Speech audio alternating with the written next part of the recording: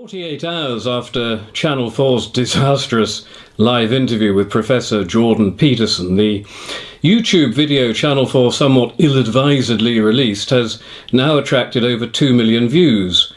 And if you Google Jordan Peterson, Cathy Newman, you'll find a global interest in this clash of ideologies. There are links in Spanish and German and French and loads of other languages because there's this massive interest in this apparently innocuous interview. It's an extraordinary reaction to a political video. It doesn't compare in viewing figures to a Britney Spears vid in which she extols the virtues of veganism or leather handbag accessories, of course, but in political terms, this degree of global fascination in something as dull as the alleged gender wage gap is entirely unprecedented. So what is the driving force behind this Jordan-Cathy phenomenon? And the answer to that's easy. We hunger for real political debate in Britain because we're starved of real political debate in Britain. The authoritarian liberal elites control the means of information, and they never usually allow anyone like Professor Peterson anywhere near a studio. Their no platform for the right means that we're fed this unending diet of politically correct dogma via the mouths of the anointed liberal elite who know they don't represent popular opinion, but who work tirelessly to make damn sure no one's allowed anywhere near the media bubble to propose a learned, valid, legitimate opinion. And this isn't because the liberal elite fear our ideology per se, it's because they fear being utterly unable to refute our ideology. And this no platforming doesn't just apply to the genuine right, it's aimed at every person and every idea which disagrees with a far left viewpoint. And this creates a massive pent-up demand in Britain to actually hear the unvarnished factual truth. And into this vacuum of truth stepped Professor Jordan Peterson, who somehow sneaked past the bouncers. He vaulted the tassel gold ropes and he whipped into the hallowed VIP liberal arena from where he was, most unusually, allowed to make his non-left-wing argument. And of course he won the argument hands down. He intellectually destroyed Cathy Newman, who was exposed for the close-minded, limited intelligence, slogan-shouting, unthinking leftist she so undoubtedly is.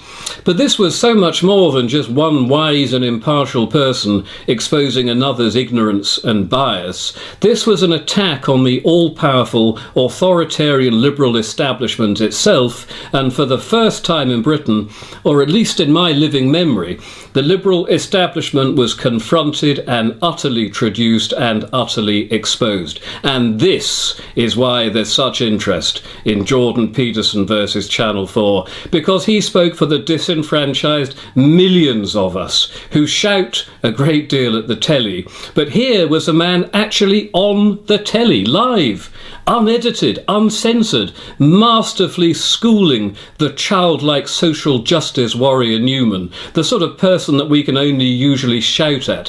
What an occasion!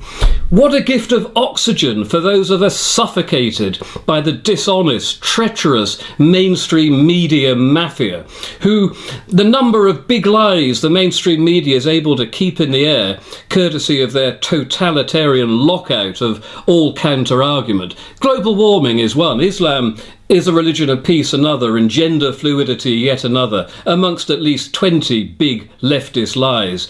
But in this particular instance, it was the gender pay gap lie that was completely dismantled by Professor Peterson, much to Cathy Newman's consternation, and as such the authoritarian liberal establishment was dealt a crushing blow. And one imagines that if C4 could turn the clock back, they wouldn't let Professor Peterson anywhere near them. The damage he has done to them is immense. But a Cathy Newman Jordan Peterson contest was always going to be one-sided. Look at the stratospheric differences between them. Peterson is blessed with a high IQ and an inquiring mind, which he's built on over many years of deeply thinking on the realities of life and nature. His political leaning, which is classical liberal, was formed by viewing and looking at the real world around him, and he's now given voice to his opinions via books and videos which have been seized upon by millions of people. He's helped thousands of women become more assertive and achieve higher salaries, and he's given confidence to millions of young men who feel that they live their lives as second-class citizens in our new authoritarian, liberal, matriarchal utopia.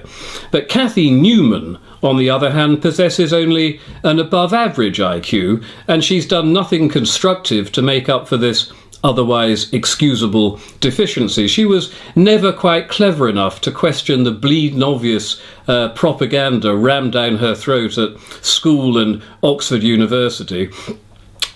And as a consequence, she's absorbed it in its entirety. She's never actually thought, really seriously thought about anything at all. She's completely closed-minded. An inquiring mind is anathema to her. She's surrounded herself with identical people all of her professional life. In her social life, she never hears an opinion other than the opinion she was brainwashed into believing by her Marxist dons at Oxford University. She relies on manufactured grievance rather than substantive truth. She wants the world to mirror her fantastical political opinions rather than allowing reality to form her political opinions. And short of screeching inequality and patriarchy repetitively and loudly, she has done nothing to actually address the issues she purports to care greatly about.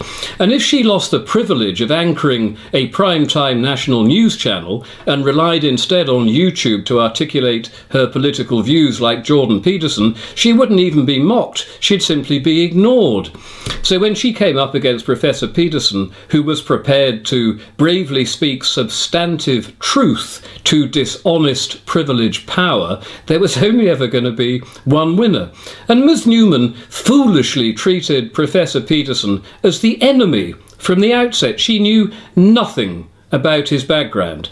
She and her research team, if you can call them that, failed to recognise potential problems because they arrogantly imagined they were the intellectually impregnable anointed. And even worse, she failed to acknowledge the fact that Peterson works on behalf of all humanity. She couldn't recognise this because she's so wrapped up in her shrill, sloganist, selfish, feminist self. She shouted and she projected and insinuated, but she had no facts, no data, no research, nothing to back up anything she said. She smeared.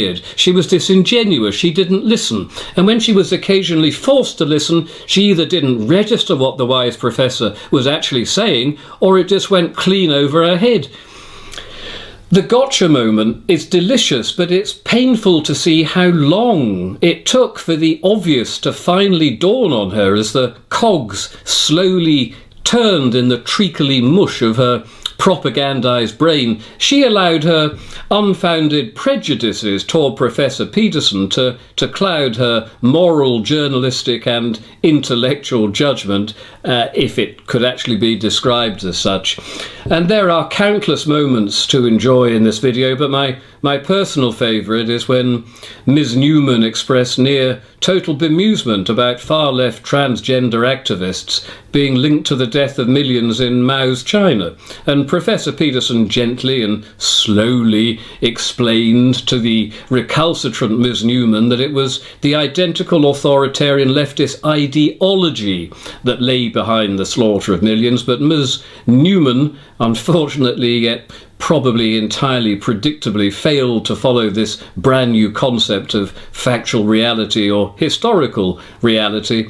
And an interesting question here would be, how far removed is Ms. Newman herself from the murder of all those who disagree with her authoritarian liberal ideology? Suppose Channel 4 made another catastrophic blunder and inexplicably allowed Robert Spencer of Jihad Watch 30 minutes of primetime TV to argue with clever Cathy against Islam being a religion of peace. Ms. Newman would have lost badly. She would have been publicly exposed as a witless dimwit, as a vapid ideologue. She would have become very angry. She would have compared Robert Spencer to a fascist, to a Nazi, an Islamophobe. Her eyes would have filled with passion and hate. And if given a choice between siding with the gentle Mr. Spencer or the ultra-violent leftist foot soldiers of Antifa, she would side with Antifa, a paramilitary leftist organisation that genuinely does desire to liquidate, to murder the erstwhile and honest Robert Spencer. And if the fragrant Cathy was a smidgen more intelligent and actually capable of critical thought, she might just startle herself in the knowledge of how close she and the entire authoritarian liberal establishment is, in ideological terms, to full-blown murderous far-left carnage. But she won't, though, because self-awareness is not really part of the liberal makeup. And a good example of this is the pathological refusal by Channel 4 journalists and producers to recognise the extent of their exposure and to actually try to put right the reasons behind this. Krishnan Guru Murthy tweeted his anguish over the loads, quote, of abusive tweets attacking poor, defenceless, frail, feminine Cathy. So I asked him, in his role as a fearless, incisive, investigative Channel 4 journalist, whether he could clarify what he meant by loads. He didn't reply, but it would seem that the loads apparently is 1% of the comments are abusive, which means that the valid 99% of the comments are now being ignored by Channel 4 in their totality. And by doing this, they add insult to injury. They first underestimate Professor Peterson, then they try to smear him as an alt-right sexist promoting misogyny and the patriarchy. And when this spectacularly backfires, they then accuse everyone who agrees with Professor Peterson of being misogynistic fascists. And as such, they don't feel they need to explain just why Channel 4 behaves as it has done and is continuing to do so.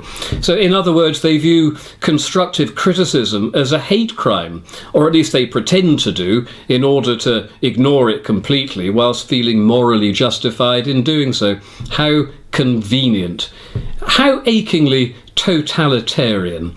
And I can just picture the Channel 4 newsroom late 2 nights ago. Krishnan Guru Murthy, John without an H, down with the Glastonbury kids, fuck the Tories, Snow, and the tremulous Cathy herself, looking through the comments and screeching, there, look at this misogynistic one, what ghastly, oh, excuse me, what ghastly, fascistic little lumpen proletarians they are.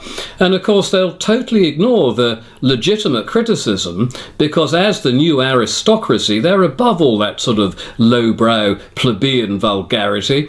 And this is also something they're unaware of. They really are the new bourgeois aristocracy rather than the revolutionary vanguard they witlessly believe themselves to be. And Cathy Newman and her fellow travellers are part of the elite who provide the intellectual foundation for the social justice movement. They're mostly middling intelligence but highly educated white middle and upper class intellectuals from the political left in advanced Western economies. And over the past few decades, this group has become increasingly powerful, and it's now become the new bourgeoisie, much like the one Marx and the early critical theorists sought to overthrow. And this new 21st century bourgeois aristocracy utilises many of the mechanisms the totalitarian communists use in controlling society, suppressing criticism through control of the news media and now social media, enforcing rigid etiquette in speech and behaviour, using the education system to teach its values, and most importantly, representing its own interest as universal values and beliefs, and denouncing and demonising any person who suggests an alternative viewpoint. Stalin's saboteurs and fascists have become today's racist Islamophobes and alt-righters. Alt-right and provocateur, incidentally, were two smears thrown at Professor Peterson by the egregious Ms. Newman, and in rather a provocative manner, I thought. Marx always claimed the aristocracy was maintained the cultural hegemony because they controlled the means of production. But the BBC, Channel 4 and the entire mainstream media mafia now control completely the culture because they now control completely the means of information. Occasionally they muck up and let a genuine counter-revolutionary like Professor Peterson intrude into their bourgeois safe space and cause absolute intellectual havoc.